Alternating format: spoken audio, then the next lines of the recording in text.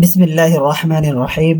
আজ হেদায়াত দ্বিতীয় খণ্ডের ৪র্থ নম্বর ক্লাসে আজ আমরা ইবারত পড়ব এখান থেকে ওয়ালা ইয়ানাকিদু নিকাহুল মুসলিমাইনে ইল্লা বিহুজুরি শাহিদাইনে হুররাইনে আকিলাইনে বালিগাইনে মুসলিমাইনে রাজুলাইনে আও রাজুলুন ওয়া ইমরাতাইন উদুলান কানু আও গায়রা উদুলিন আও মাহদুদাইনে ফিল কাযাফি বা মাহদুদিনা ফিল কাযাফি। তাহলে প্রথমে আমরা এই ইবারতের সাথে পূর্বের ইবারতের মুনাসাবাতটা আলোচনা করব। যে ইবারতের সাথে পূর্বের ইবারতের মুনাসাবাত হলো, পূর্বে আমরা পড়েছিলাম বিবাহের রুকন সম্বন্ধে, যে বিবাহের রুকন হলো ইজাব এবং কবুল। এরপর আমরা দেখেছিলাম যে এই ইজাব এবং কবুল এর আলফাজগুলো কোন ধরনের হইবে, উভয়টা মাজির হইবে বা একটি মুস্তাকবেলের একটি মাজির হবে। এরপর আমরা দেখেছিলাম যে ইজাব কবুলের আলফাজগুলো কি কি হবে, কোন কোন শব্দ দ্বারা ইজাব কবুল শুদ্ধ হবে আর কোন কোন শব্দ দ্বারা ইজাব কবুল শুদ্ধ না, অর্থাৎ বিবাহ কোন কোন শব্দ দ্বারা শুদ্ধ এবং কোন কোন শব্দ দ্বারা বিবাহ শুদ্ধ হবে না, এ নিয়ে একটু আলোচনা আমরা করেছিলাম। তাহলে আজকের আলোচনা মূলত আমাদের রুকনের আলোচনার সমাপ্তি হয়ে এখন আমাদের শুরুতের আলোচনা শুরু হচ্ছে। এখান থেকে বিবাহের বিভিন্ন শর্ত নিয়ে পর্যায়ক্রমে আলোচনা করবেন। প্রথম শর্তের আলোচনা এখান থেকে শুরু হচ্ছে। আর বিবাহের জন্য প্রথম অন্যতম একটি শর্ত হলো শাহাদাত। সাক্ষ্য ছাড়া বিবাহ শুদ্ধ হবে না, তাই সাক্ষ্য বিবাহের একটি অন্যতম শর্ত। তাই শাহাদাত শর্তের মধ্যে এই শাহাদাতের মধ্যেও বিভিন্ন শর্ত রয়েছে। তাই শাহাদাতের জন্য কয়টি শর্ত প্রয়োজন এবং কোন কোন ধরনের শর্ত লাগবে এটা এখানে আলোচনা করবেন। তাই কালা আমাদের কুদরি রহমতুল্লাহ আলাই বলতেছেন, ওয়ালা ইয়ানাকিদু নিকাহুল মুসলিমাইনে, দুইজন মুসলমান ব্যক্তির বিবাহ সংগঠিত হবে না ইল্লা বিহুজুরি শাহিদাইনে, দুইজন সাক্ষীর উপস্থিতি ছাড়া। তার সাক্ষ্য দুইজন হইতে হবে।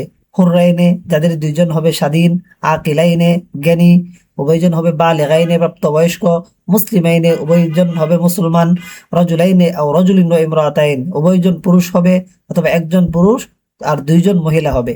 উদুলান কানু আও গায়রা উদুলিন, তাদের প্রত্যেকেই আস্থাভাজক হোক অথবা আস্থাভাজক না হোক। আও মাহদুদাইনে ফিল কাযাফি, অথবা তারা প্রত্যেকেই মাহদুদাইনে ফিল কাযাফি বা মাহদুদিনা ফিল কাযাফি, তারা প্রত্যেকেই জিনার অপবাদে সাজাপ্রাপ্ত ব্যক্তি হোক। তাহলে হদ্দে কযফের দ্বারা যদি তারা সাজাপ্রাপ্ত ব্যক্তিও হয় তাহলেও তাদের দ্বারা বিবাহ সংগঠিত হয়ে যাবে। তাহলে আমরা এই ইবারতটা এখন বুঝবো যে ইবারতের মধ্যে কি কি পয়েন্ট রয়েছে। প্রথমত আমরা বলেছিলাম যে এখান থেকে বিবাহের শাহাদাত বা সাক্ষ্যদান শুরু হচ্ছে। তাই ইল্লা বিহুজুর থেকে স্বাক্ষর যে শর্তগুলো রয়েছে সেই শর্তগুলো আলোচনা করতেছে। তো একজন লোক যখন সাক্ষী হবে, বিবাহের জন্য যখন সে সাক্ষী হবে, তখন ওই ব্যক্তির মধ্যে কয়টি গুণ থাকা আবশ্যক আর কোন কোন গুণ আবশ্যক না, সেই হিসাবে আমাদের এই ইবারতটা দুই ভাগে বিভক্ত করা যায়। এখানে বিবাহের অনেকগুলো শর্ত আছে, এই শর্তগুলোকে একটি প্রকারের মধ্যে অন্তর্ভুক্ত করবে, সেটা হলো শুরুতে লাজেমা, আবশ্যক শর্ত, মানে এইগুলো একজন সাক্ষীর জন্য থাকতেই হবে। আর দ্বিতীয় পর্যায়ে হলো শুরুতে গায়রা লাজেমা, যেগুলো আবশ্যক শর্ত নয়, থাকলে ভালো অন্যথায় সমস্যা নেই। তাহলে কি কি শর্ত? প্রথমে আমরা দেখতেছি হুজুর। এই হুজুর শব্দ থেকে একটি শর্ত বের হচ্ছে, সেই শর্তটা হলো ইত্তিহাদুল মজলিস। উভয় সাক্ষী যে রয়েছে তারা হুজুর থাকতে হবে, তাদের মজলিস এক থাকতে হবে।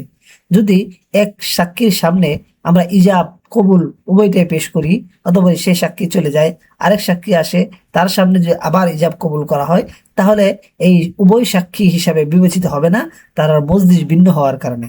তাই হুজুর শব্দ থেকে আমরা একটি শর্ত পাচ্ছি, সেটা হলো ইত্তিহাদুল মজলিস। শাহিদাইনে, সাক্ষী দুইজন হবে, এটা দ্বারা মূলত আমরা একটি শর্ত পাচ্ছি, সেটা হলো তাআদ্দুদ। সাক্ষীর জন্য শাহাদাতের দ্বিতীয় শর্ত হলো তাআদ্দুদ, বা এটার মধ্যে সংখ্যা আদত। আদত কতজন, সংখ্যা কতজন লাগবে, অর্থাৎ বিবাহের ক্ষেত্রে সাক্ষী অন্তত পক্ষে দুইজন পুরুষ হইতে হবে, দুইজন পুরুষ হইতে হবে, অন্যথায় একজন পুরুষ আর দুইজন মহিলা হলেও চলবে। তাহলে এখানে স্বাক্ষর দ্বিতীয় শর্ত, শাহাদাতের দ্বিতীয় শর্ত পাইলাম আদত। প্রথম শর্ত হলো ইত্তিহাদুল মজলিস, দ্বিতীয় নম্বর শর্ত হলো আদত। হুররাইনে, এটা হলো তৃতীয় শর্ত, সাক্ষীদের জন্য হুররিয়াত থাকতে হবে, স্বাধীন হইতে হবে। স্বাধীন যদি না হয়ে তারা গোলাম হয় তাহলে তাদের সাক্ষী গ্রহণযোগ্য হবে না। তাহলে এটা পাইলাম আমাদের হুররিয়াত তৃতীয় নম্বর শর্ত। আকিলাইনে, সাক্ষ্য যারা রয়েছে, সাক্ষ্য যারা থাকবে তারা জ্ঞানবান হইতে হবে। জ্ঞানবান হইতে হবে, এর দ্বারা উদ্দেশ্য হলো তারা পাগল হইলে চলবে না। পাগল যদি হয়ে থাকে, মাথায় সমস্যা থাকে, তাহলে তারা সাক্ষী হিসেবে তারা গ্রহণযোগ্য হবে না, কারণ তার নিজের উপরই তাদের নিয়ন্ত্রণ থাকে না। এই মোট 4টি শর্ত এখানে পাওয়া গেল। এরপরে দেখতেছি বালেগাইনে, সাক্ষী উভয়ে প্রাপ্ত বয়স্ক হইতে হবে, বালেগ হইতে হবে। তাহলে বালেগ বুলুগ এটাও 5 নম্বর শর্ত। মুসলিমাইনে, উভয় সাক্ষী মুসলমান হইতে হবে। উভয় সাক্ষী মুসলমান বা ইসলাম একটি অন্যতম শর্ত। এই হলো 6টি সাক্ষ্য। তাহলে আমরা দেখছি শাহাদাতের জন্য শুরুতে লাজেমা বা আবশ্যক যে শর্তগুলো রয়েছে, সেই শর্তগুলো হলো মোট এখানে 6টির কথা আলোচনা করা হয়েছে। আমি শর্তগুলো কোন জায়গা থেকে কিভাবে বের হচ্ছে আবার বলছি। হুজুর শব্দ থেকে আমরা শর্ত পাচ্ছি ইত্তিহাদুল মজলিস বা মজলিসে এক হওয়া। শাহিদান থেকে আমরা শর্ত পাচ্ছি তাআদ্দুদ বা আদদ বা সংখ্যার ধর্তব্য, যে 2জন হইতে হবে অথবা একজন পুরুষ 2জন মহিলা হইতে হবে। হুররিয়াত, হুররাইনে থেকে আমরা হুররিয়াতের শর্ত পাচ্ছি। আকেলাইনতে অকুল বা পাগল না হওয়া, জ্ঞানী হওয়ার শর্ত পাচ্ছি। বালেগাইনে থেকে বুলুগ এর শর্ত পাচ্ছি। মুসলিমাইন থেকে ইসলামের শর্ত পাচ্ছি। তাহলে এখানে মোট 6টি শর্ত পাচ্ছি। এই 6টি শর্ত হলো শাহাদাতের জন্য শুরুতে লাজেমা বা আবশ্যকীয় শর্ত। এই শর্তগুলো যদি কোনো একটাও কারো মাঝে অনুপস্থিত থাকে কোনো সাক্ষীর মাঝে, তাহলে সেই সাক্ষী সাক্ষী হিসেবে গৃহীত হবে না, তার সাক্ষী দ্বারা বিবাহ সংগঠিত হবে না। রজুলাইনে ও রজুলিন ওয়া ইমরাতাইনে, এখান থেকে শুরুতে গায়রে লাজেমা শুরু হচ্ছে। যেই শর্তগুলো থাকলে ভালো, অন্যথায় কোনো সমস্যা নেই। এর মধ্যে 1 নম্বর রজুলাইনে ও রজুলুন ওয়া ইমরাতাইন, 2জন পুরুষ হইতে হবে অথবা একজন পুরুষ অথবা 2জন মহিলা হইতে হবে। তাহলে সাক্ষীদের জন্য শুধু পুরুষ হওয়া শর্ত না, উভয় সাক্ষী পুরুষ হইতে হবে এটা কোনো শর্ত না, মহিলাও সাক্ষ্য হিসেবে গৃহীত হইতে পারে। তাই এটা আবশ্যকীয় কোনো শর্ত না। কিন্তু শাফি রহমতুল্লাহ আলাইহি বলেন, এই যে খিলাফ আলী শাফি, তিনি বলেন মহিলাদের সাক্ষী গৃহীত নয়, পুরুষই হইতে হবে। তো এই জন্য এবার টানা যে পুরুষ হয় এটা একবারে শুরুতে লাজেবা না, বরং একজন যদি পুরুষ হয় অপর 2জন যদি মহিলা হয় তবু গ্রহণযোগ্য হবে। এটা শুরুতে গায়রা লাজেমার একটি প্রকার। উদুলান কানু আও গায়রা উদুলিন, সাক্ষীগণ আস্থাভাজক হোক অথবা আস্থাভাজক না হোক। এখানে একটা দেখার বিষয় হলো উদুলান শব্দটা মূলত আদেল এর বহুবচন। আদেল ন্যায়পরায়ণ ব্যক্তি এই অর্থেও ব্যবহার হয়। আদেল শব্দটা মূলত প্রসিদ্ধ 2টি অর্থে ব্যবহার হয়। একটি হলো যে ইনসাফ প্রতিষ্ঠাকারী যে আছে তাকে আদেল বলা হয়। ইনসাফ প্রতিষ্ঠাকারী, যেমন হাদিসের মধ্যে ইনসাফ প্রতিষ্ঠাকারী ব্যক্তিকে আদেল বলা হয়। যেমন আমরা একটি হাদিসের মধ্যে পড়ি এরকম যে কালিমাতু হাক্কিন ইনদা সুলতানিন জায়ের, এটাকে বলা হয় আফজালুল জিহাদ। আফজালুল জিহাদ হলো যে একজন জায়ের বা যে ইনসাফগার নয়, জালেম বাদশা, এই জালেম বাদশার সামনে হক কথা বলা। তাহলে এই জায়ের এর বিপরীত আদেল শব্দটা ব্যবহার হয়। এটা হলো একটা অর্থ। আর আদেল আরেকটা অর্থে ব্যবহার হয়, সেই অর্থটা হলো এটা ফাসেকের বিপরীত ব্যবহার হয়। তাহলে ফাসেকের বিপরীতে আদেল যে ব্যবহার হচ্ছে এটা মূলত আমিন আস্থাভাজন অর্থে ব্যবহার হয়। যে তাহলে আদেল এই অর্থে তার সংজ্ঞাটা কি হবে? এই অর্থে তার সংজ্ঞা হবে যে ফাসেকের সংজ্ঞাতের বিপরীত। ফাসেক কাকে বলে? যে ব্যক্তি কবিরা গুনাহ করে অথবা সগীরা গুনার উপর ইসরার করে, বড় কোনো গুনাহ করে অথবা সগীরা গুনাহ ছোট গুনাহই করে কিন্তু বারবার করে, তাহলে তাকে বলা হয় ফাসেক। তাহলে আদেলের সংজ্ঞা দাঁড়াইছে যে ব্যক্তি কবিরা কোনো গুনাহ করে না এবং সগীরা গুনার উপর ইসরার করে না, সেই ব্যক্তি হলো আদেল। আরেকটা জিনিস এনে পরিষ্কার হওয়ার দরকার যে আমরা এই যে আদেল বা আদেলের যে সংখ্যাটা দিচ্ছি ফাসেকের বিপরীত আদালতের যে গুণটা বললাম, এটা এই জায়গার মধ্যে শাহাদাতের ক্ষেত্রে প্রযোজ্য। অন্যথায় উসুলুল হাদিসের ক্ষেত্রে যে আদালত এবং জব্তের যে শর্ত করা হয়, সেখানে যে আদালতটা ব্যবহার হয় সেখানে আদালতটা আরো কঠিন শর্ত সাপেক্ষে গৃহীত হয়। কারণ ওইখানে ওই ব্যক্তিরা ফাসেক না হওয়ার সাথে সাথে মুরুয়াত বিরোধী কোনো কাজ তার মধ্যে সংগঠিত না হওয়ার শর্ত করা হয়। যেমন ওইটার মধ্যে শর্ত রয়েছে রাস্তা দিয়ে একজন চলতেছে, টুপি খুলে যদি হাঁটে তাহলেও তার আদালত সাকেত হয়ে যায়। রাস্তার পাশে বসে যদি পেশাব করে তাহলে এটাও সাধারণত ওই ভদ্র মানুষের মধ্যে পড়ে না। ভদ্র মানুষ থেকে একটু খেলাফ হওয়ার কারণে ওইটারও আদালত সাকেত হয়ে যায়, হাদিস তার থেকে গ্রহণ করা নিয়ে উলামায়ে কেরামের বিতর্ক সৃষ্টি হয়ে যায়। তাহলে ওই ক্ষেত্রে যে আদালতটা সেই আদালত আর এইখানে যে আদালত একটু পার্থক্য হয়ে গেল। তো এখানে আদালতটা শুধুমাত্র ফাসেকের বিপরীত হলেই চলবে, অর্থাৎ সে কবিরা গুনাহ করে না, সগীরা গুনাহের উপর ইসরার করে না। তে বলতেছেন যে এটা একটা বিবাহের ক্ষেত্রে আবশ্যকীয় কোনো শর্ত নয়, যে আবশ্যকীয় শর্ত নাই। এই জন্য যদি ফাসেক ব্যক্তিরা যদি সাক্ষ্য দেয় বিবাহের ক্ষেত্রে, তাহলে তাদের সাক্ষীতে বিবাহ শুদ্ধ হয়ে যাবে। এটা সাক্ষ্যদানের জন্য আবশ্যকীয় কোনো শর্ত নয়। এরপরে বলতেছেন আও মাহদুদাইনে ফিল কাযাফি, মাহদুদাইনে বা মাহদুদিনা ফিল কাযাফি উভয়ভাবে পড়া যাবে। যদি মাহাদুদাইনে পড়ি তাহলে দুইজন সাক্ষী, বাকিগুলো যেভাবে পড়তেছে সেভাবে পড়তে হবে। মাহাদুদাইনে বিল কজফি, কজফ মানে আমরা শাব্দিক অর্থে নিক্ষেপ করা, কজফ মানে নিক্ষেপ করা।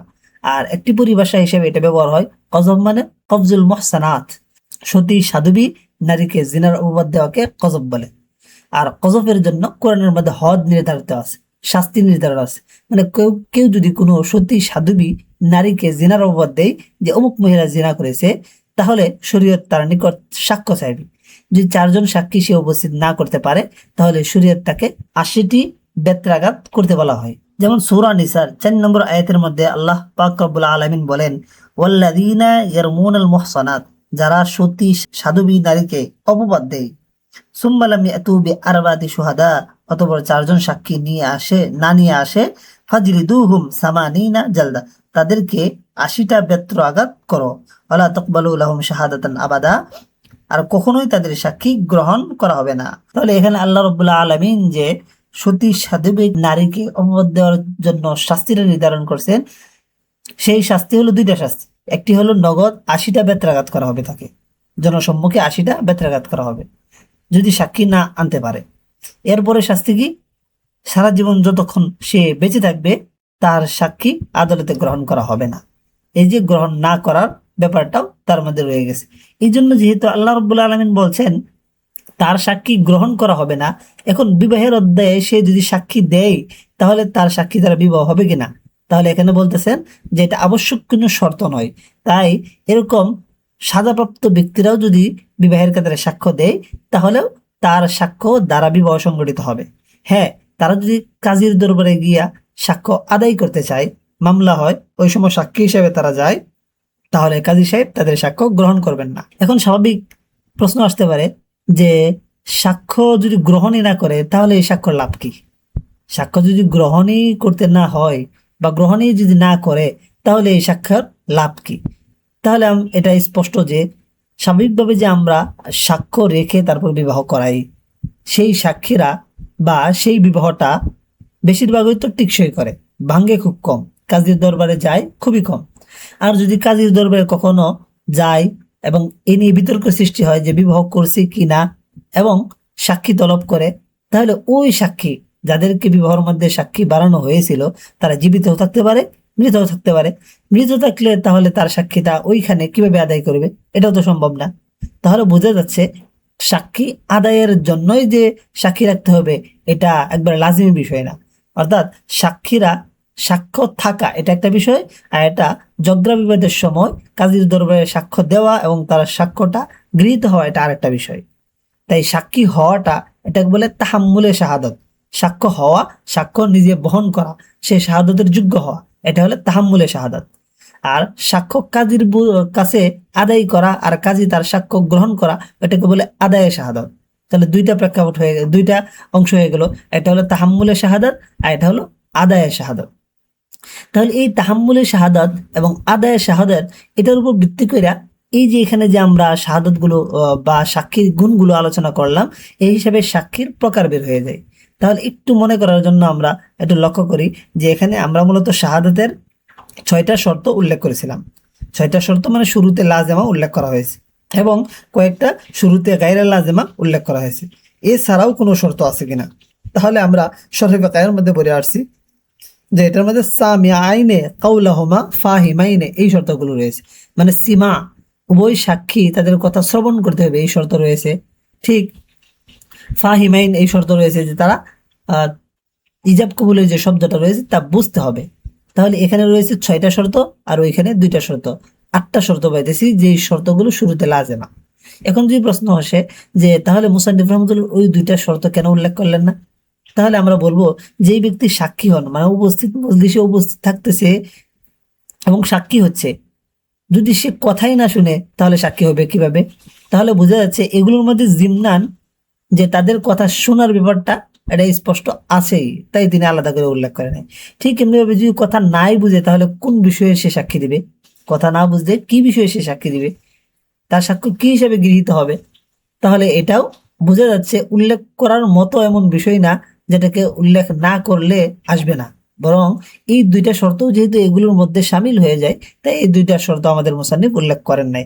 মোট 6টা শর্তই উল্লেখ করেছেন, আর শুরুতে গায়রে লাজেমা তো এখানে উল্লেখ করে গেছি। এখন আমরা যে দুইটা বিষয় যে উল্লেখ করলাম, যে একটা হলো তাহাম্মুলে শাহাদাত, সাক্ষ্য হওয়া বা সাক্ষ্য নিজে বহন করা, আর একটা হলো আদায়ে শাহাদাত বা সাক্ষ্যটা কাজীর দরবারে গৃহীত হওয়া। এই যে দিকটা রয়েছে তাহাম্মুল এবং আদায়ের দিক থেকে, শুহুদ যে রয়েছে, সাক্ষী যে রয়েছে, তাদেরকে 4 প্রকারে বিভক্ত করা হয়। আবার বলছি যে শুহুদ যদি এভাবে প্রশ্ন করে, কাম কিসমান লিশুহুদ বিইতিবারি তাহাম্মুল ওয়াল আদা, তাহাম্মুল এবং আদায়ের দিক থেকে লক্ষ্য করে সাক্ষ্য কত প্রকার, অমাহিয়া এবং কি কি, তাহলে এই প্রশ্নটার উত্তর দিতে হবে এখন আর কি। এটাই বলতেছি যে তাহাম্মুল অর্থাৎ নিজে সাক্ষী হওয়া, আর এটা হলো কাজীর দরবারে আদায় করা, এই আদায় করার দিক থেকে সাক্ষী কত প্রকার বললাম।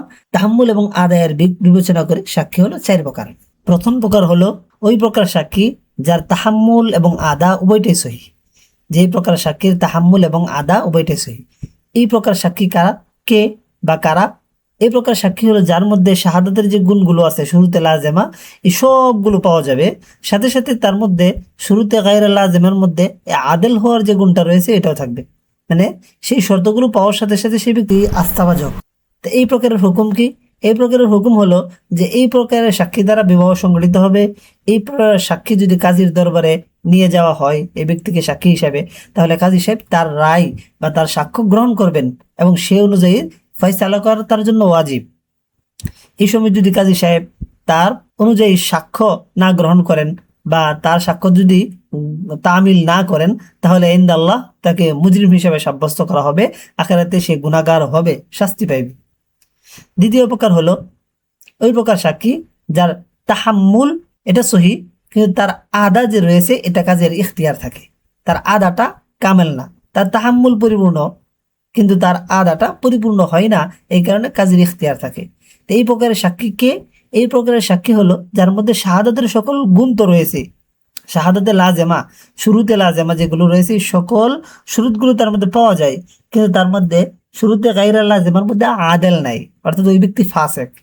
সমস্ত শর্ত পাওয়ার পরে সেই ব্যক্তি যদি ফাসেক হয়ে থাকে, তাহলে এই ফিস্কের কারণে কাজী সাহেব তার কথা গ্রহণ নাও করতে পারেন। তাহলে এই প্রকারের হুকুম হলো কাজী সাহেব তার কথার উপর রায় দিতেও পারেন অথবা রায় নাও দিতে পারেন। যদি পারিপার্শ্বিকতা দেখে তার মনে হয় যে বিষয়টা সত্য, তাহলে রায় দিতে পারেন। ইসলাম এক্ষেত্রে তাকে দরপাকাও করবেন না। অথবা তিনি যদি চান যেহেতু লোকটা ফাসেক, সে দিনের ক্ষেত্রেই যত্নবান হচ্ছে না, মুসলমানদের হকের ক্ষেত্রে কতটুকু যত্নবান হবে, এর দিক যদি বিবেচনা করে ওনার মনে হয় যে না তার সাক্ষ্য গ্রহণযোগ্য হবে না, তাহলে তিনি সাক্ষ্য গ্রহণ নাও করতে পারেন। এই কারণে তিনি আল্লাহর কাছে জবাবদিহির শিকার হবেন না। এটা হলো শুহুদের দ্বিতীয় প্রকার। আর শুহুদ বা সাক্ষীদের তৃতীয় প্রকার হলো যে সমস্ত ব্যক্তিদের তাহাম্মুল তো সহি কিন্তু তাদের আদা সহি না। যে সমস্ত সাক্ষীদের তাহাম্মুল অর্থাৎ নিজে সাক্ষী হতে পারে, কিন্তু তার আদা কাজীর দরবারে যখন তাকে নিয়ে যাওয়া হবে তখন তার সাক্ষ্যটা গ্রহণযোগ্য হবে না। এই প্রকার কারা? এই প্রকার ব্যক্তি হলো যাদের মধ্যে এই শাহাদাতের সকল শর্ত পাওয়া গেছে, শাহাদাতের সকল শর্ত পাওয়া গেছে, তার মধ্যে কিছু আওয়ারেজ বা প্রাসঙ্গিক কিছু ত্রুটি এসে গেছে, প্রাসঙ্গিক কিছু ত্রুটি এসে গেছে। এর মধ্যে একটা ত্রুটি হলো সে কারো উপর মিথ্যা অপবাদ দিয়েছিল, সেই অপবাদের দায়ে তাকে সাজা দেওয়া হয়েছে। অপবাদের দায়ে তখন সাজাপ্রাপ্ত, যে সে তাকে যখন সাজা দেওয়া হলো শরীয়তে সে হুদুদ প্রাপ্ত, যেহেতু আল্লাহ তাআলা বলছেন তার সাক্ষ্য কখনোই গ্রহণ করা হবে না, তাই কাজী সাহেব তার সাক্ষ্যটা আদায় করবেন না, গ্রহণ করবেন না। যদি তার সাক্ষ্য তিনি এখানে গ্রহণ করেন, তাহলে কাজী সাহেব আল্লাহ তাআলার দরবারে জবাবদিহিতার শিকার হবেন, যেহেতু তার আদায়ের শাহাদাত সহি না। ঠিক এমনি ভাবে যদি অমিয়ান অন্ধ দুই ব্যক্তি যদি বিবাহের ক্ষেত্রে সাক্ষ্য হয়, তাদের সাক্ষ্য দ্বারা বিবাহ সংঘটিত হবে। কিন্তু কাজীর দরবারে যদি অন্ধ ব্যক্তি সাক্ষ্য দেয়, তাহলেও তাদের সাক্ষ্যটা গ্রহণযোগ্য হবে না, কারণ অন্ধ ব্যক্তি সে দেখে নাই বিদায় সে নিশ্চিত হইতে পারে না, অপবাদের সম্ভাবনা রয়েছে, ভুল শোনার সম্ভাবনা রয়েছে। তাহলে এই ভুলের উপর তো ফয়সালা দেওয়া তার জন্য লাজেম না, তাই কাজী সাহেব এটার অনুযায়ী ফয়সালা করবেন না। ঠিক এমনি ভাবে এই প্রকারের মধ্যে রয়েছে ইবনাইল আকেদাইন, আদ্য সম্পন্ন করতেছে যে দুই ব্যক্তি, স্বামী স্ত্রী, পুরুষ নারী, তাদের যদি সন্তান তাদের পক্ষে সাক্ষী দেয়, তাহলেও তাদের সাক্ষ্যটা গ্রহণযোগ্য হবে না। তাহলে বলা হবে যে নিজের আপনজনের পক্ষে সাক্ষ্য দিয়েছেন, এ তুহমতের ভয় থাকে, এই জন্য তাদের যদিও তাদের মাধ্যমে সাক্ষ্যের মাধ্যমে বিবাহ হয়ে যাবে, কিন্তু কাজীর দরবারে তাদের আদায়টা সহি হবে না, সাক্ষ্যটা গৃহীত হবে না। এই জন্য বলা হয়েছে এই প্রকারের তাহাম্মুল তো সহি কিন্তু আদায় শাহাদাত সহি না। তাহলে সাক্ষ্যের 4 নম্বর প্রকার, শুহুদের 4 নম্বর প্রকার হলো যে যার তাহাম্মুলও সহি না এবং আদায়ও সহি না। যে প্রকারের মধ্যে তাহাম্মুলও সহি না, আদায়ও সহি না, সেই প্রকারের অন্তর্ভুক্ত কে কে? সেই প্রকার হলো এই শুরুতে শাহাদাতের মধ্য থেকে যার মধ্যে কোনো একটা শুরুত উপস্থিত নেই, সেই ব্যক্তির মাধ্যমে বিবাহর তাহাম্মুলটা সহি না। মনে করি যদি আমরা এখানে ইত্তেহাদে মজলিস, এটা তো উদাহরণ দেওয়াই হয়েছে, যদি এক মজলিস না হয় হবে না। শাহেদাইন, যদি দুইজন সাক্ষী না হয়, একজন হয়, তাহলেও হবে না। হুর যদি না থাকে, গোলামের সাক্ষ্য হয়, গ্রহণযোগ্য হবে না। আকেল যদি না থাকে, পাগলের সাক্ষী গৃহীত নয়। বালেগ না হইলে নাবালেগের সাক্ষী গৃহীত নয়। মুসলমান হইল না, কাফের মুসলমানদের বিরুদ্ধে সাক্ষী দিল বিবাহের মধ্যে, মুসলমানদের বিবাহে, তাহলে তার সাক্ষীরা গ্রহণযোগ্য হয় না। এটা যেমনিভাবে তাহাম্মুলও সহি না, আদায়ও সহি না। তাহলে আমরা জানতে পারলাম এখানে একদিক থেকে শুরুতে লাজেমা, শুরুতে গায়রে লাজেমা, এই প্রকারগুলো জানতে পারলাম। ঠিক এমনিভাবে তাহাম্মুল এবং আদার দিক থেকে শুহুদের যে প্রকারগুলো রয়েছে সেগুলো আমরা জানতে পারলাম। এগুলো হলো মুতুনের আলোচনা। মুতুনের মধ্যে যে ভাগ বাটোয়ারা রয়েছে সেগুলো একটু বুঝলে রহস্যগুলো উন্মোচন হয়, পরিষ্কার হয়, এই জন্য বলা হয়েছে। এখন আমাদের মুসান্নিফ রহমতুল্লাহ আলাইহি এই মতনটা একটু ব্যাখ্যা করবেন। তো ব্যাখ্যা করার আগে আমাদের একটা মূলনীতি জানার প্রয়োজন, কারণ আমরা এর আগের যে মাসলাটা পড়ছিলাম সেই মাসলার মধ্যে নিকাহ কোন কোন শব্দ দ্বারা বিবাহ হবে এবং কোন কোন শব্দ দ্বারা হবে না, সেই ক্ষেত্রে একটা মূলনীতি বলে দিয়েছিলাম যেন পরবর্তী মাসালাগুলো বের করা সহজ হয়। সেটা হলো যে নিকাহ শব্দ দ্বারা এবং তাসবিহ শব্দ দ্বারা বিবাহ হবে, এবং এমন শব্দ দ্বারা বিবাহ সংগঠিত হবে যেটা তামলিকুল আইন হাল, মানে তামলিকেরও ফায়দা দিবে, আইনি জিনিসের তামলিকের ফায়দা দিবে, এবং হাল বর্তমান কালের অর্থ দিবে। তাহলে ওইগুলো তার বিবাহ সংগঠিত হয়েছিল। তাহলে এখানে যদি আমরা এই মূলনীতি গ্রহণ করি যে কোন কোন ব্যক্তির সাক্ষ্য দ্বারা বিবাহ সই হবে, কোন কোন ব্যক্তির সাক্ষ্য দ্বারা বিবাহ সই হবে, তাহলে এই ক্ষেত্রে মূলনীতি হলো যেই ব্যক্তির নিজের উপর ওয়ালায়াত রয়েছে, যেই ব্যক্তির তার নিজের উপর ওয়ালায়াত বা কর্তৃত্ব রয়েছে, সেই ব্যক্তির সাক্ষ্য দ্বারা বিবাহ সংগঠিত হবে, বিবাহ শুদ্ধ হয়ে যাবে। তো ওয়ালায়াত কাকে বলে? ওয়ালায়াত বলা হয় তানফিজুল হুকমি আলাল গায়র, তানফিজুল হুকমি আলাল গায়র, অন্যের উপর কোনো হুকুম কার্যকর হওয়া। তাহলে যে ব্যক্তির নিজের উপর তার হুকুমটা কার্যকরী, সেই ব্যক্তির সাক্ষ্য দ্বারা বিবাহ সংগঠিত হয়ে যাবে। এখন যদি এই মূলনীতির আলোকে যদি আমরা যাচাই করি, তাহলে দেখতে পারবো যে প্রত্যেকটার মধ্যে এই গুণটা বিদ্যমান। এটা লক্ষ্য করলে দেখি যে শাহিদাইন, হুররাইন যে রয়েছে, দুইজন স্বাধীন, তারা স্বাধীন ব্যক্তি রয়েছে, সেই স্বাধীন ব্যক্তি নিজে বিবাহ করতে পারে, তার সন্তান হইলে সে অভিভাবক হইতে পারে। তাহলে সে নিজের উপর কর্তৃত্ব রয়েছে, অন্য কোনো ব্যক্তি তার উপর কর্তৃত্ব খাটাইতেছে না। আকেল যে আছে তার নিজের উপর নিয়ন্ত্রণ আছে। পক্ষান্তরে গোলাম তার নিজের উপর কর্তৃত্ব নেই, তার মালিক তার উপর কর্তৃত্ব খাটায়, তার মালিকের অনুমতি ছাড়া সে বিবাহ করতে পারে না। আকেল যদি না হয়ে থাকে, পাগল হয়ে থাকে, পাগলের নিজের সম্পদের উপর কর্তৃত্ব নাই, নিজের উপর কর্তৃত্ব নাই, তার অভিভাবক রয়েছে তারা দেখে। ঠিক বালেক যদি না হয়ে নাবালেক হয়ে থাকে, তাহলে নিজের উপর কর্তৃত্ব থাকে না। তাহলে এরকম ভাবে শর্তগুলো যদি আমরা লক্ষ্য করি, তাহলে দেখবো এগুলোর মধ্যে নিজের উপর কর্তৃত্ব তারা হারাইয়া ফেলছে, এই জন্য অন্যের উপর তারা কর্তৃত্ব করতে পারতেছে না। এটা হলো মুসলমানদের ক্ষেত্রে এই মূলনীতিটা গ্রহণ করা হয়। এখন আমরা দেখবো আমাদের মুসান্নিফ রহমতুল্লাহ কি বলেন। ক্বাল আল মুসান্নিফ রহমতুল্লাহ আলাইহি বলেন, এখানে যদি প্রশ্ন করা হয় যে ক্বালা এর ফাইল কে এবং ক্বালা এর কায়েল কে, আগেরটার মধ্যে যখন আমরা প্রশ্ন করেছি যে কলা এর ফাইল কে কায়েল কে, তাহলে এইখানে আমরা বলেছি কলা এর ফাইল তো হুয়া জমির, কিন্তু তার মার্জে কি? মার্জে হলো এই মতনটা যে কিতাব থেকে নেওয়া হয়েছে সেই কিতাবের মুসান্নিফ, অর্থাৎ এই মতনটা নেওয়া হয়েছে অনেকটি কুদুরি থেকে, অনেকটি জামিউস সগীর থেকে।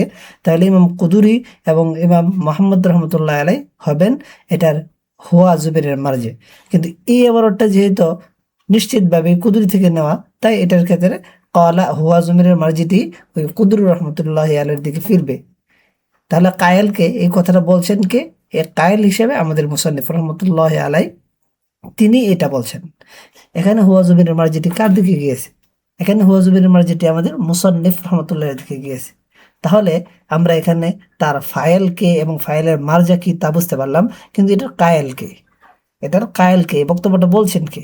মুসান্নিফ রহমতুল্লাহ নিজে বলছেন কিনা? মুসান্নিফ রহমতুল্লাহ নিজে বললে তো বলতেন কুলতু, আমি বলি, এ আলাম, এ শুরু করতেন।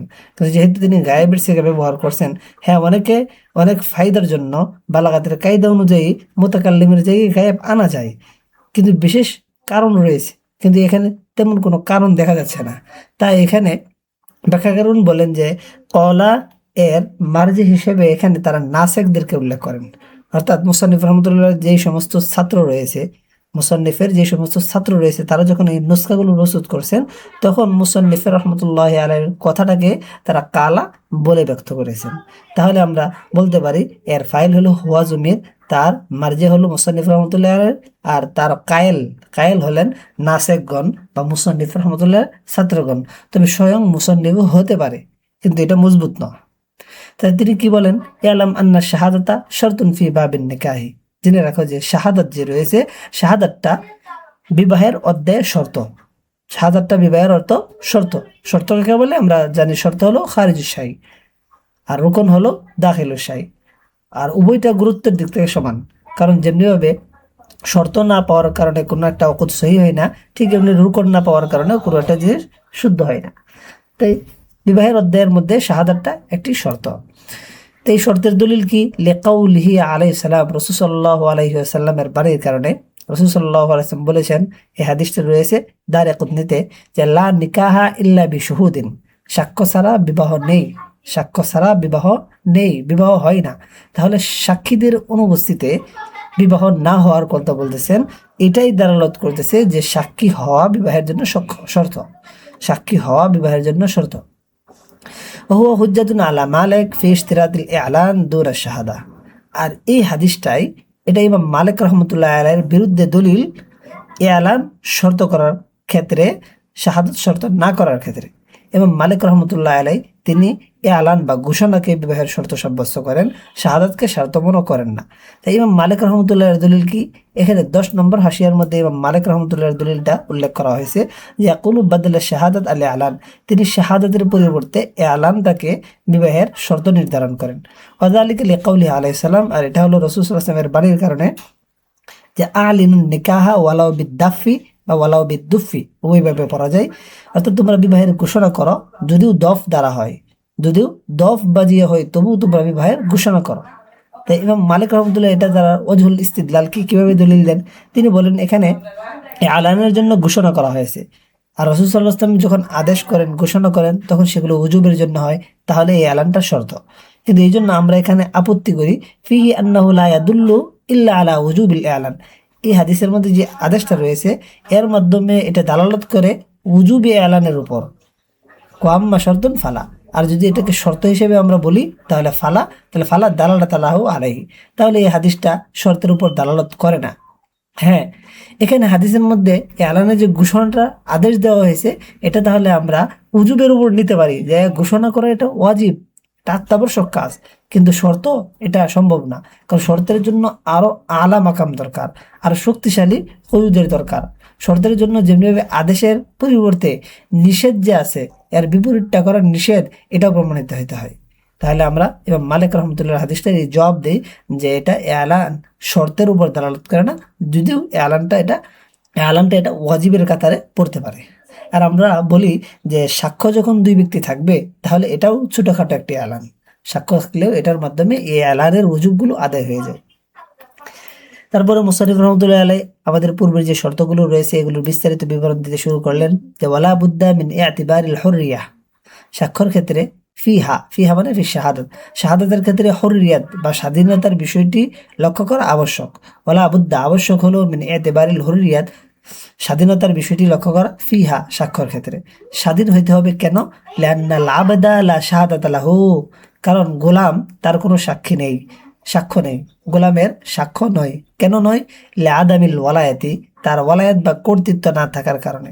ওয়ালায়াত বা কর্তৃত্ব কাকে বলে আমরা ইতিপূর্বেও আলোচনা করেছি, 11 নম্বর হাসিয়ার মধ্যে আমরা দেখতেও পারি সংজ্ঞাটি, এটা হলো ওয়ালায়াত। আল ওয়ালায়াত তানফিজুল কৌল আল গায়র, অন্যের উপর কোনো কথা কার্যকর হওয়া, অন্যের উপর কোনো কথা কার্যকর হওয়াকে ওয়ালায়াত বলে। তাই গোলাম সে নিজের উপরই তো তার কথা কার্যকর হয় না, কারণ গোলাম নিজে নিজে বিবাহ করতে পারে না মালিকের অনুমতি ছাড়া, মালিকের লক্ষ্য দিকটাই তার লক্ষ্য করতে হয়। তাহলে নিজের উপর তার পূর্ণ কর্তৃত্ব নেই, তাহলে সে শাহাদাতের মাধ্যমে অন্যের উপর কর্তৃত্ব কিভাবে খাটাইবে? কারণ শাহাদাত এটাও তো একটা কর্তৃত্ব, কারণ যার বিপক্ষে আপনি সাক্ষী দিতেছেন সে বিপক্ষে যদি রায় ঘোষণা হয়, তাহলে আপনার কথা দ্বারা অপর ব্যক্তির উপর একটা জিনিস লাজেম হয়ে যাচ্ছে যেটা সে চাচ্ছিল না, তাহলে আপনার কৌলটা অন্যের উপর কার্যকর হয়ে যাচ্ছে। অথচ নিজের উপর আপনার কর্তৃত্ব নেই, তাহলে আপনি অন্যের উপর কিভাবে কর্তৃত্ব চাপাইবেন? তাই এটাই বলতেছে যে লিআন্নাল আবদা লা শাহাদাতা লাহু, গোলামের কোনো সাক্ষ্য নেই লিআদামিল ওয়ালায়াতি, কর্তৃত্ব না থাকার কারণে। এখন বলতেছেন ওয়ালা বুদ্দা মিন ইতিবারিল আকলি ওয়াল বুলুগি, বাকি দুইটা শর্তের কথা বলতেছেন যে শাহাদাতের ক্ষেত্রে আকল বা পাগল না হওয়া, জ্ঞানী হওয়া, সুস্থ মস্তিষ্কের হওয়া, এটাও একটা আবশ্যক। ঠিক বুলুগ, প্রাপ্তবয়স্ক হওয়া, এটাও একটা আবশ্যক বস্তু। লিআন্নাহু লা ওয়ালায়াতা বিদুনিহিমা, কারণ এই দুইটা গুণ সারা ব্যক্তির কর্তৃত্ব থাকে না। কারণ যে ব্যক্তির আকল নেই, পাগল, সেই পাগল ব্যক্তি নিজের তাসররুফাতের ক্ষেত্রে তার অধিকার থাকে না। সে তার কার্যগুলি নিজে আঞ্জাম দিতে পারে না, তার অভিভাবকগণ সেগুলো আঞ্জাম দেয়। ঠিক যে বুলুগ হয় নাই, নাবালেগ, নাবালেগ তার কার্য তার কার্যাবলীতে তাসররুফাতের ক্ষেত্রে তার অধিকার থাকে না, পূর্ণ অধিকার থাকে তার পিতামাতা বা অভিভাবকের। তো এটার মধ্যে বলতেছে ওয়ালায়াত না থাকার কারণে তারাও বিবাহের ক্ষেত্রে সাক্ষী হতে পারবে না। ওয়ালা বুদ্দা মিন ইতিবারিল ইসলাম ফি আনকিহাতিল মুসলিমিন। এখন বলতেছেন যে আমরা শুরুতে গায়রা লাযিমার আলোচনার মধ্যে একটু পরে চলে আসবো যে সর্বশেষ যে শর্তটা আলোচনা করছি যে মুসলমান হওয়া। তা মুসলমান হওয়া এটা একটা শর্ত দেওয়া হলো। তো এই শর্তটা একটা কার্যকারিতার কথা বলতেছেন বা দলিল বলতেছেন যে ওয়ালা বুদ্দা মিন ইতিবারিল ইসলাম ফি আনকিহাতিল মুসলিমিন, মুসলিমিনদের কয়াত লাগানো হলো যে মুসলমানদের বিবাহসমূহের মধ্যে ইসলাম এর রিআয়াত করাটা আবশ্যক। মুসলমানদের বিবাহের মধ্যে ইসলামের রিআয়াত করাটা আবশ্যক, মানে সাক্ষীদের মধ্যে ইসলাম থাকতেই হবে, তারা মুসলমান থাকতে হবে। কোনো কাফের মুসলমানদের বিরুদ্ধে সাক্ষ্য হইতে পারবে না। কেন কাফেরকে মুসলমানদের বিরুদ্ধে সাক্ষ্য হইতে পারবে না? তাহলে যদি কাফেরকে আমরা মুসলমানদের বিরুদ্ধে সাক্ষী বানাই, আর আমরা একটু আগে আলোচনা করেছি যে এটা একটা কর্তৃত্ব, সাক্ষ্য দেওয়া এটা একটা কর্তৃত্ব। তো এখন যদি কাফেরকে আমরা কর্তৃত্ব দিয়ে দেই কোনো মুসলমানদের বিরুদ্ধে, তাহলে তো কাফেরকে উঁচুতে তোলা হলো আর মুসলমানকে একটু নিচেতে নেওয়া হলো। কাফেরকে একটু উচ্চ ক্ষমতা দেওয়া হলো আর মুসলমানকে নিচু করা হলো। যে ইসলাম সে আলী উঁচু হয়, সে নিচু হয় না। ইসলাম এটা উঁচু হয়, সে নিচু হয় না। তাহলে তত কাফেরকে আমরা মুসলমানদের বিরুদ্ধে কর্তৃত্ব দিয়ে দিচ্ছি, আর এটা ইসলামে আল্লাহ রাব্বুল আলামিন এটা চাই না। যে লিআন্নাহু লা শাহাদাতা লিল কাফির আল মুসলিমি, কেননা কাফেরদের মুসলমানদের বিরুদ্ধে সাক্ষ্য হয় না। কাফেরগণের সাক্ষ্য মুসলমানদের বিরুদ্ধে এটা সাক্ষ্য হিসেবে গৃহীত হয় না। আল্লাহ তাআলা নিষেধ করেছেন, এই জন্য হয় না। যে 12 নং হাসিয়ার মধ্যে আমরা দেখি, তাহলে এটার মধ্যে আমরা দেখতে পাই কাল আল্লাহ তাআলা, এখানে আন দেওয়া মূলত হবে লাইন, লাইন ইয়াজআল আল্লাহু লিল কাফিরিনা আলাল মুমিনিনা সাবিলা। আল্লাহ রাব্বুল আলামিন কখনোই কাফেরদের জন্য মুমিনদের বিরুদ্ধে সাবিল বা কোনো ক্ষমতা বা কর্তৃত্ব রাখেন নাই। এটা রয়েছে সূরাতুন নিসা এর 141 নম্বর আয়াতে। যেহেতু তাদের উপর কোনো ক্ষমতা নেই, আর শাহাদাতটা হলো একটা অন্যের উপর তানফিজুল কওল আল গায়র, অন্যের উপর তাদের কৌল কথাকে কার্যকর করা, তাহলে এটাও এক ধরনের কর্তৃত্ব। তাই এই জন্য কাফেরের সাক্ষী মুসলমানদের বিবাহের মধ্যে কিছুতেই গ্রহণযোগ্য হবে না। ওয়ালা ইয়াশতারিতু ওয়াসফুজ-যুকরা, এখান থেকে শুরু করলেন আমাদের শুরুতে গায়রে লাযিমা এর আলোচনা। তাহলে এখানে মুসান্নিফ রাহমাতুল্লাহ বলতেছেন ওয়ালা ইয়াশতারিতু ওয়াসফুজ-যুকরা, পুরুষ হওয়ার যে ওয়াসফ, পুরুষ হইতে হবে, এই শর্তটা বিবাহের শাহাদাতের মধ্যে শর্ত না।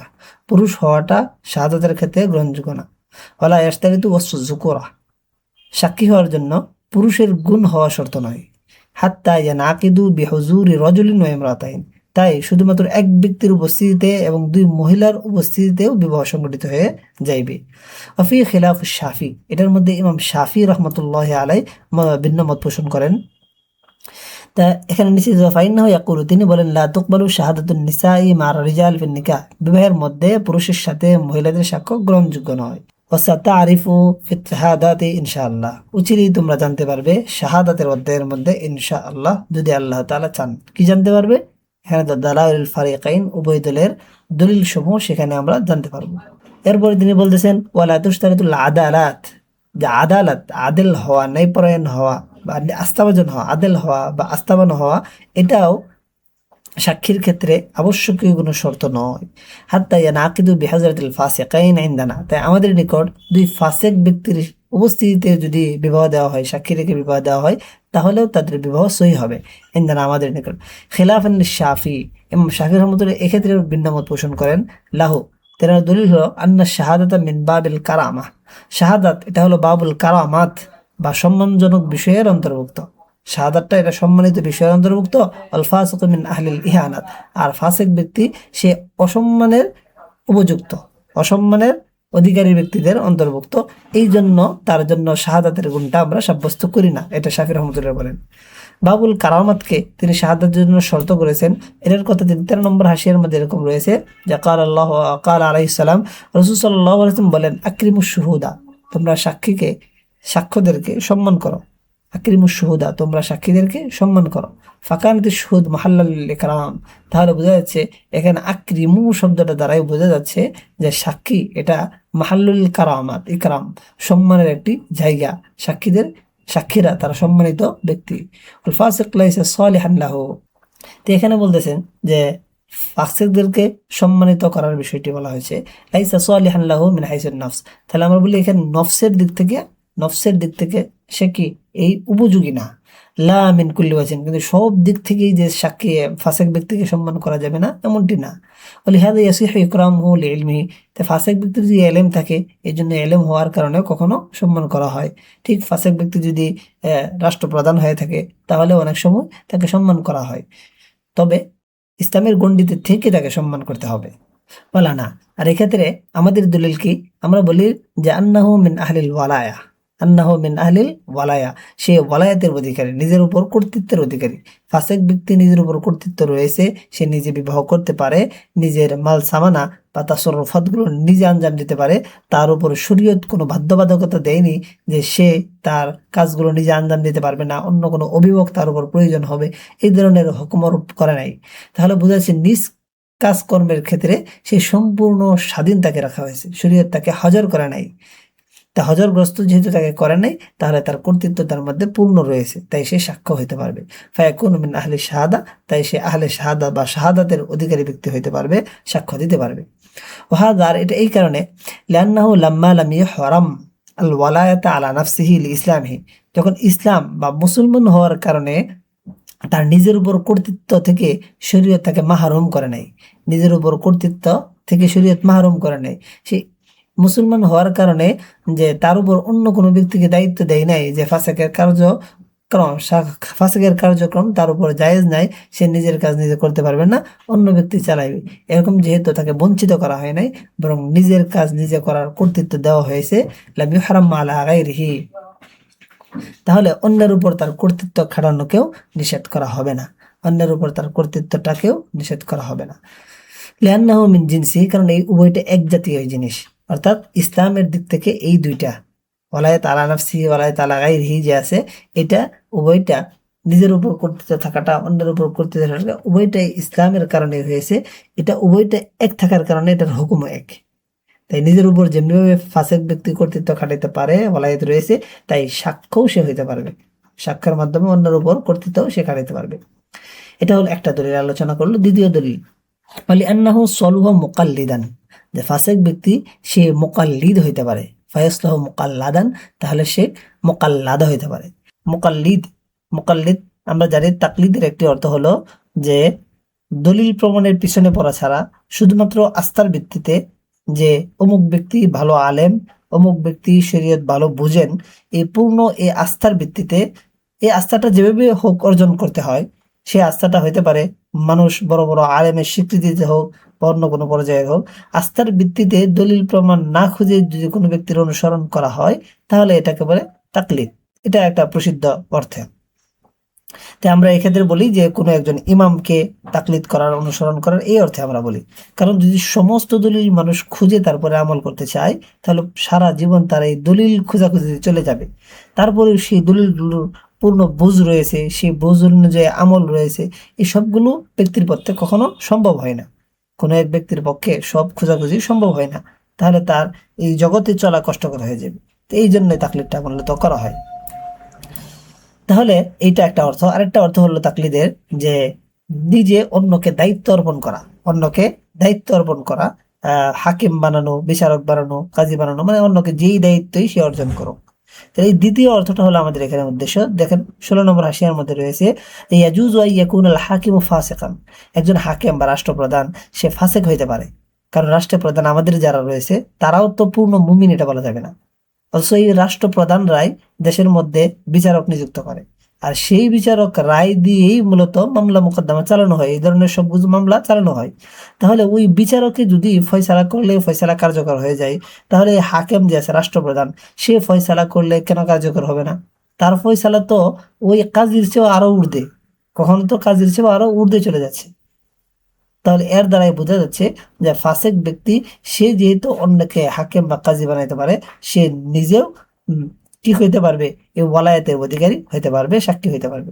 যে আজাজ আজালিকা ইয়াজালা শাখসান কাজিয়ান, যে যেটা জায়েজ রয়েছে সে কোনো ব্যক্তিকে কাজী বানাইবে। ওয়াইদা সলহুয়া জালা শাখসা কাজিয়ান, যখন এটা উপযোগী, যখন এটা উপযোগী হলো যে সে কোনো ব্যক্তি এক ব্যক্তিকে কাজী বানাই দিতে পারে, জাযালাহু আইয়াকুনা কাজিয়ান বিনাফসি, তাহলে নিজে নিজেও সে ফয়সালাকারী কাজী হইতে পারে। ওয়াইদা জাযা ইয়াকুনা কাযিয়ান বিনাফসি, যখন সে নিজে নিজেই কাজী হইতে পারতেছে, জাযা ইয়াকুনা শাহিদান, তাহলে সে নিজে সাক্ষ্যের উপযুক্ত হবে। লিআন্না শাহাদাতা ওয়াল কাযা মিন বাবিন ওয়াহিদিন, কারণ শাহাদাত সাক্ষ্য দেওয়া এবং কাযা বা ফয়সালা করা মিন বাবিন ওয়াহিদিন একই অধ্যায়ের অন্তর্ভুক্ত। কিভাবে একই অধ্যায়? ইদ ফি কুল্লি মিনহুমা তানফিযুল হুকমি আলাল গায়র, কারণ এই উভয়টার মধ্যে এই অর্থটা রয়েছে যে হুকুম অন্যের উপর কার্যকর হয়ে যায়। কাজী সাহেব ফয়সালা করলে তার হুকুমটা অন্যের উপর কার্যকর হয়ে যায়, ঠিক এমনিভাবে হাকিম যে আছে সেও ফয়সালা করলে অন্যের উপর হুকুম কার্যকর হয়ে যায়। তাই কর্তৃত্বের ক্ষেত্রে তাদের সমান একটা অধিকার রয়েছে। এই জন্য বলতে সে যেমনিভাবে সলুয়া মুকাল্লিদান, দায়িত্ব অর্পণকারী হইতে পারে, ফায়াসলুহু মুকাল্লাদান, তাহলে সে নিজেও দায়িত্বশীল হইতে পারবে, নিজেকেও নিজে দায়িত্বশীল বানাইতে পারবে। ওকাদা শাহিদান, ঠিক এমনিভাবে সে সাক্ষ্যও হতে পারবে, কারণ ওলায়াতের দিক থেকে নিজের কৌল অন্যের উপর বাস্তবায়ন করার দিক থেকে উভয়ে বরাবর। এরপরে বলতেছেন ওয়াল মাহদুদ ফিল কাযফি, হদ্দে কযফের মধ্যে, মিথ্যা অপবাদের মধ্যে সাজাপ্রাপ্ত ব্যক্তি যারা আছে তারাও সাক্ষ্য হিসেবে বিবেচিত হবে, কারণ তারা সাক্ষী হওয়ার কারণ কি? মিন আহলিল ওয়ালায়াত, তারা আহলে ওয়ালায়াতের উপর অধিকারী, কারণ তারা নিজেদের উপর কর্তৃত্ব রয়েছে। যে ব্যক্তিকে এই সাজা দেওয়া হয়েছে সেই ব্যক্তিকে হজর করা হয় নাই, নিষেধ করা হয় নাই যে নিজে বিবাহ করতে পারবে না, বা নিজের মাল সামানিদের মধ্যে বা তাসররুফাতের মধ্যে হস্তক্ষেপ করতে পারবে না, রাষ্ট্র তার উপর নিয়ন্ত্রণ করবে, এই ধরনের কোনো বাধ্যবাধকতা তার উপর করা হয়নি। তাই তার মধ্যেও তানফিজুল কৌল আল গায়র, যে নিজের উপর পূর্ণ কর্তৃত্ব তার রয়েছে। ফায়াকুনু মিন আহলি শাহাদাতি, তাই সে শাহাদাতের উপযোগী হবে তাহাম্মুলান, বহন করার দিক থেকে। যদিও তার আদায়ের শাহাদাতটা হচ্ছে না, কিন্তু সে সাক্ষী হইতে পারবে। যদিও কাজীর দরবারে যাওয়ার ফলে যদি কোনো সময় যাইতে হয়, তাহলে কাজী সাহেব তার কথা গ্রহণ করবেন না। কোরআনের মাধ্যমে তার এই স্বাক্ষর অধিকারটা ছুটে গিয়েছে। এই যে এটাই বলতেছে ওয়াইন্নামাল ফাইতু, এটা ইসমে ফাইলের সিগা শুরুতে আলিফ লাম রয়েছে, তাই অর্থ হবে ওয়াইন্নামাল ফাইতু, আর নিশ্চয় আল্লাযী ইয়াফুতু, যে জিনিসটা ছুটে গিয়েছে সেটা কি? সামারাতুল আদা, আদায় করার ফলাফলটা, অর্থাৎ কাজীর দরবারে তার সাক্ষ্যটা গ্রহণ করা হবে না। এই যে সামারাতুল আদা বা আদায় করার যে ফলাফল, এটা তার থেকে শুধুমাত্র ছুটে গেছে বিনাহি, নিষেধের কারণে। কোরআনের মধ্যে যেমন নিষেধ করা হয়েছে ওয়ালা তাকবালু লাহুম শাহাদাতান আবাদা, তাদের সাক্ষ্য কখনোই গ্রহণ করা হবে না। তাই এই আদায়ে নিষিদ্ধতা থাকার কারণে তার এটা আদায় করা যাবে না। লি জারিমাতিহি, এটা এখানে হারিমাতুন দেওয়া রয়েছে, এটা হবে লি জারিমাতিহি, তার এই অপরাধের কারণে মূলত তার এই সামারাতুল আদাটা রহিত হয়ে গেছে, চলে গিয়েছে। ওয়ালা ইউবালা বিফাওয়াতিহি, তো এখানে তার আদায় করার যে গুণটা, কাজীর দরবারে তার সাক্ষ্য গৃহীত হওয়ার বিষয়টা, এটা ফুত হয়ে যাওয়া বা ছুটে যাওয়ার প্রতি লা ইউবালা, লক্ষ্য করা হবে না। এটার প্রতি লক্ষ্য করা হবে না, ভ্রুক্ষেপ করা হবে না। যেহেতু তার সাক্ষীটা গৃহীত হচ্ছে না, তাহলে সাক্ষী দিয়ে আর লাভ কি? আমরা বলি যে তাহাম্মুল, সাক্ষ্য বহন করা, এটার আলাদা বিষয় রয়েছে, আর সাক্ষ্যটা গৃহীত হওয়া এটা আলাদা লাভ রয়েছে। তাই যেমনিভাবে এই লাভ রয়েছে, এর প্রমাণস্বরূপ তিনি বলছেন কামা ফি শাহাদাতিল উমিয়ান, যেমন অন্ধ ব্যক্তিদের যে সাক্ষ্য রয়েছে যে ফাইন্নাহুমা লা তুসমা, যে অন্ধ ব্যক্তির এই সাক্ষ্যগুলো গ্রহণ করা যায় না, কিন্তু সে বিবাহের মধ্যে সাক্ষ্য দিলে তার সাক্ষ্য দ্বারা বিবাহ সংগঠিত হয়ে যায়। একটি উদাহরণ, আরেকটি উদাহরণ দিল ওয়া ইবনাইল আকিদাইন, যে আত্মসম্পন্নকারী যে স্বামী স্ত্রী রয়েছে তাদের যে সন্তান রয়েছে, তাদের সন্তানগণ যদি তাদের পক্ষে সাক্ষী দেয় তাহলে এই সাক্ষ্য গৃহীত হয় না। হ্যাঁ, তাদের বিপক্ষে সাক্ষী দিলে সাক্ষ্য গৃহীত হয়, কারণ এটা তুহমতের ভয় আছে, এই তুহমতের আশঙ্কার কারণে তাদের সাক্ষ্যটা গৃহীত হয় না। তাহলে আজকের আলোচনা এই পর্যন্তই। আসসালামু আলাইকুম ওয়া রাহমাতুল্লাহ।